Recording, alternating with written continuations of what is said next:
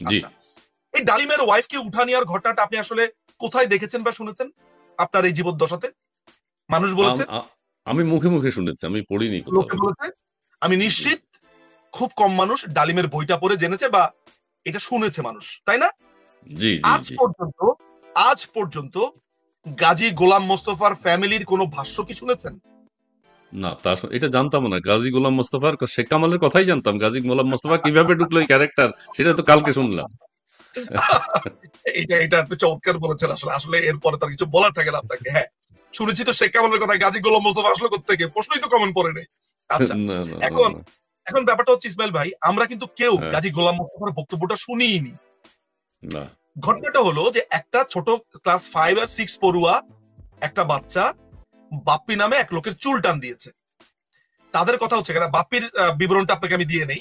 এই বিবরণটা আমাকে দিয়েছে গাফার চাচা, আব্দুল গাফার চৌধুরী। গাফার ও ছিল হিপ্পি সমাজের একজন প্রতিনিধি। মানে কানাডাতে সে ছিল, সে হিপ্পি হয়ে গিয়েছিল। অর্থাৎ ওই যে বব মার্লির যে টাইপের চুল টুল ছিল না, জট পরা, হুম হুম। তারপরে যে ব্যাগি জিন্স, ও ওই টাইপের একটা বেশভূষা নিয়ে বিয়ের বাড়িতে এসেছে। তো বাংলাদেশে তো যদি বব মার্লিকে দেখে আর কেউ যদি বব মার্লিকে না চিনে, তারা তো মনে করবে পাগল। মানে হ্যাঁ এরকম চুলের জট পরা, হ্যাঁ তারপর হ্যাঁ। মাথার মধ্যে অনেক বড় একটা হ্যাট পরা, জ্যামাইকান হ্যাট, এগুলো দেখলে মানুষ কি মনে করবে? মানে বাংলাদেশের পার্সপেক্টিভে একটু অদ্ভুত কিমাকার ভাববে না?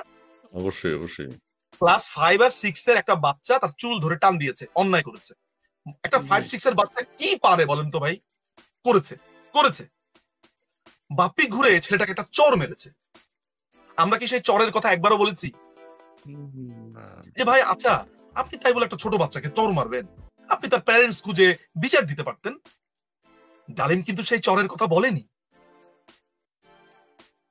শুনেন, আহ, গল্পের আচ্ছা আচ্ছা ভেতরে আচ্ছা। গল্প থাকে।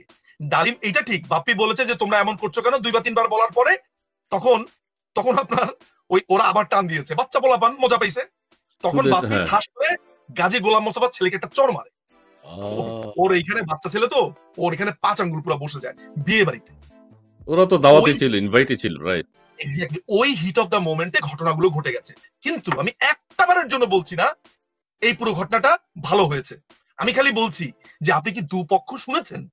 আমি মেনে নিলাম, আমি আমি ডালিমের কথা মেনে নিলাম যে হ্যাঁ, গাজী গোলাম মোস্তফার ছেলে এটা করার পরে অন্যায় করেছে, আপনাকে উঠিয়ে নিয়েছে, সে মাস্তানি দেখিয়েছে, সব মেনে নিলাম। আচ্ছা ভাই, এই ঘটনার পরে ডালিম বলল তার আর্মি অফিসাররা গাজী গোলাম গোলাম মোস্তফার বাসাতে গিয়ে সবাইকে উঠিয়ে নিয়ে এসছে। হ্যাঁ, সবাইকে উঠিয়ে নিয়ে আসলো কেন? অবশ্যই প্রতিশোধ নেওয়ার জন্য। যেহেতু মেজর ডালিমকে নেওয়া হয়েছে, মেজর ডালিমের সব পরিবারের সবাইকে তুলে নেওয়া হয়েছে সরারদি উদ্যানে। তাহলে ওইটা কি অন্যায় হয়েছে? এখন আমি যদি বলি যে ডালিমের গাজী গোলাম মোস্তফার ফ্যামিলি মেম্বারকে উঠিয়ে নেওয়া হয়েছে, এটা অন্যায়? আমি যদি কোনো অন্যায় করি আপনার সাথে, আপনি আমার মা এবং বাবাকে বাসা থেকে উঠিয়ে নিয়ে আসবেন? না, সেটাই তো হলো। তারেক রহমানের সাথে আপনার রাজনৈতিক যদি কোনো প্রবলেম থাকে বাংলাদেশ আওয়ামী লীগের, বাংলাদেশ আওয়ামী লীগ কি তার মেয়েকে কন্যাকে উঠিয়ে নিয়ে এসছে কখনো?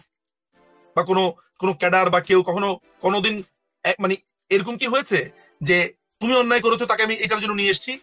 মানে আমি একটা জাস্ট উদাহরণ দিলাম আপনাকে। হুম হুম হুম। তাহলে পুরো ব্যাপারটা কি দাঁড়ালো? অন্যায়, একটা অন্যায়ের কথা বলছি, আরেকটা অন্যায়কে আমি কত ইনোসেন্টলি দেখছি, কি গর্ব করে বলছে মুন্না, আমার এর বন্ধুটাকে। আগের মুন্না, এর আগের কমেন্টসটা একটু দেও তো আমরা। এটা এর আগের এই ইমিডিয়েট পাস্ট যেটা একটা কমেন্ট, জাকির হোসেন, যে বঙ্গবন্ধুর সাথে রাজনীতি করতে সেই জানে না, নিঝুম মজুমদার সবকিছু জানে না, বঙ্গবন্ধু বাকশালী একজন ক্ষমতাধর, তার মেয়েও একজন স্বৈর শাসক। আচ্ছা, ঠিক আছে, এগুলো বলেছেন, হ্যাঁ, সবাই স্বৈর শাসক বলছে। এখন স্বৈর শাসকের কাহিনী তো শুনছেন, বঙ্গবন্ধুকে স্বৈর শাসক হিসেবে যেভাবে খুন করেছে সেটা বলছে, সেটি শুনবেন প্লিজ। জাকির সাহেব, ধন্যবাদ যুক্ত হওয়ার জন্য।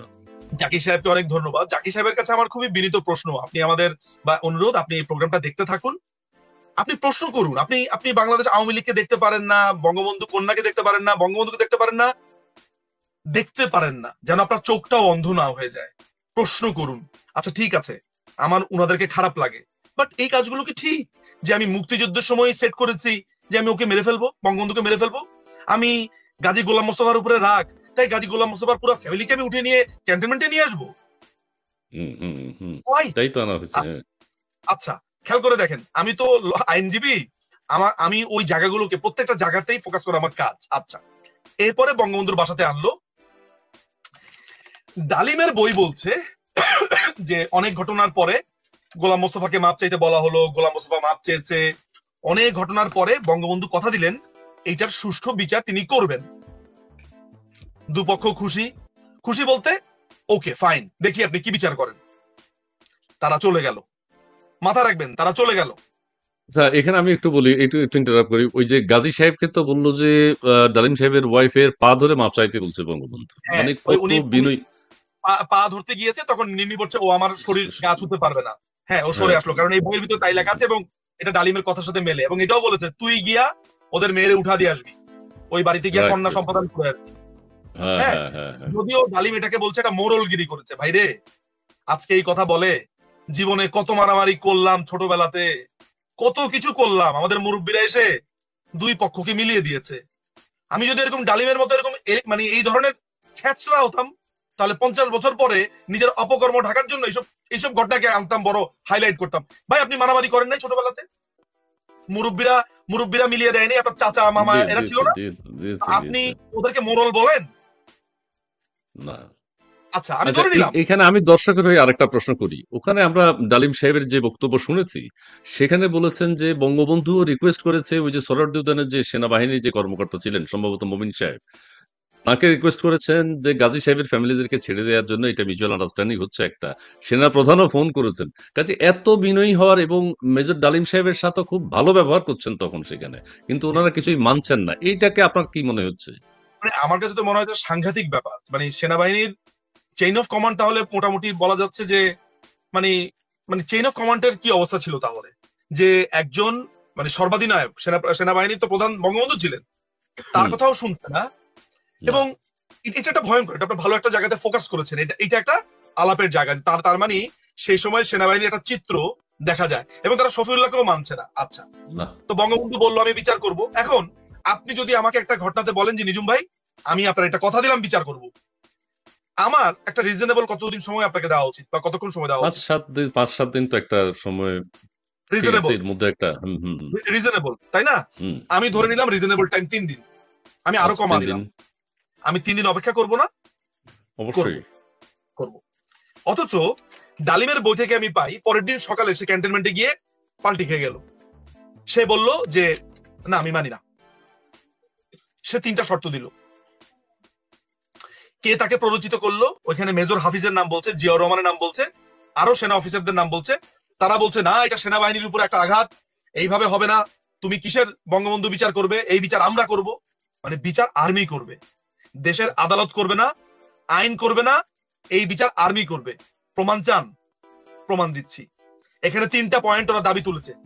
এক, গাজীকে তার সংসদ পদ এবং অন্যান্য সমস্ত সরকারি পদ থেকে এই মুহূর্তে অব্যাহতি দিয়ে তাকে এবং তার অবৈধ অস্ত্রধারীদের অবিলম্বে আর্মির হাতে সোপোর্ট করতে হবে প্রধানমন্ত্রীকে, যাতে করে আইন অনুযায়ী তাদের সাজা হয়। আমি কোট করছি, যা দেখেছি, যা বুঝেছি, যা করেছি ডালিমের বইয়ের 448 নম্বর পাতা থেকে। আর্মির কাছে তুলে দিতে হবে কেন রে ভাই? আর্মি ক্ষমতাবান, ওই জন্য আর্মি বিচার করবে। না না, যদি যদি তাই তো মনে হচ্ছে। গাজী গোলাম মোস্তফা অপরাধ করে থাকে এবং প্রমাণিত হয়, তাহলে তার সংসদ সদস্য পদ যাওয়ার জন্য তো প্রক্রিয়া আছে, আছে না?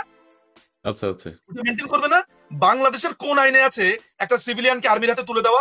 আর্মির বিচারের অথরিটি কোথায় পেল? আর্মির কি বিচারিক ক্ষমতা আছে সিভিলিয়ানদের? হ্যাঁ, তাদের নিজেদের কোর্ট মার্শাল করতে পারে, কিন্তু সিভিলিয়ান যারা আছে তাদের বিচার আর্মি করতে পারে কিনা? নো। তার মানে একটা অন্যায় আবদার করলো, নাম্বার 1। জি। নাম্বার 2, গত রাতের সমস্ত ঘটনা সব প্রচার মাধ্যমগুলোর মাধ্যমে দেশের জনগণকে অবগত করবার অনুমতি দিতে হবে প্রধানমন্ত্রীকে, অর্থাৎ সব টিভি রেডিওতে বলতে হবে। চিন্তা করেন। আচ্ছা, 3 নাম্বারটা শুনলে আপনার আক্কেল গুরুম হবে। কি? যেহেতু গাজী আওয়ামী লীগের সদস্য, সেই প্রেক্ষিতে পার্টি প্রধান হিসেবে প্রধানমন্ত্রীকে ব্যক্তিগতভাবে মেজর ডালিম ও তার স্ত্রীর কাছে ক্ষমা চাইতে হবে। মানে বঙ্গবন্ধু ডালিমের কাছে আর তার ওয়াইফের কাছে ক্ষমা চাবে। আহ, তো মারাত্মক মারাত্মক মারাত্মক ইস্যু। আচ্ছা, এখানে আমি একটু, আপনি আপনি বলেন বলেন, আমি একটা বলবো কিছু। বলেন বলেন। আমার বলার বিষয় খুবই দুঃখজনক ৩ টা পয়েন্ট আপনি বললেন এবং মেজর ডালিমের কাছে আমরা যেটা শুনলাম সাক্ষাৎকারে বঙ্গবন্ধু পরিবারের সাথে তাদের খুব সখ্যতা, কই মাছ দিয়ে তিনি ভাত খেতেন, যেকোনো সময় বঙ্গবন্ধুর কাছে যেতে পারতেন, তার জন্য উন্মুক্ত ছিল। আপনার কথার প্রেক্ষিতে এখন আমি বলতে চাই, ১৯৭১ সালেই যেহেতু তারা প্ল্যান করে ফেলেছেন ২৫ বছরের মধ্যে একটা পরিবর্তন আনবেন এবং শেখ মুজিবুর রহমানকে খুন করবেন বা ক্ষমতাচ্যুত করবেন। কিছু একটা ইস্যু তৈরি করা কি সেই পরিকল্পনারই মানে একদম অংশ কিনা সেটা একদম বলবেন? একদম। আপনি এই যে ২৪-এর যেই এই যে জঙ্গি হামলার সময় দেখেন নাই? ওরা একবার বলছে কোটা, যখন কোটা মেনে নেওয়া হলো, না কোটা কেন এইভাবে দিল, ওইভাবে হবে না, ওইভাবে দিল, ওইভাবে হবে না। তার মানে আপনার টার্গেট হচ্ছে এক দফা সরকারের পতন। আপনি হুম, ছুতা বের করবেন। ধরা যাক আপনার আপনার কাছে আমি একটা ডিমান্ড, আমি আপনাকে আসলে আমি আপনার বাড়ি বাড়ি দখল করতে চাই। এখন রাস্তার মধ্যে আমি বললাম যে উনি আমার দিকে এইভাবে তাকাইলো কেন, এটা নিয়ে ঝগড়া লাগা দিলাম। আপনি একটা পর্যায়ে বললেন যে ভাই আমি আপনার দিকে ইন্টেনশনালি তাকাই তাকাই নাই, আমি জাস্ট রাস্তা দিয়ে যাচ্ছিলাম, আমি নর্মালি তাকাইছি। আমি তো মানবো না।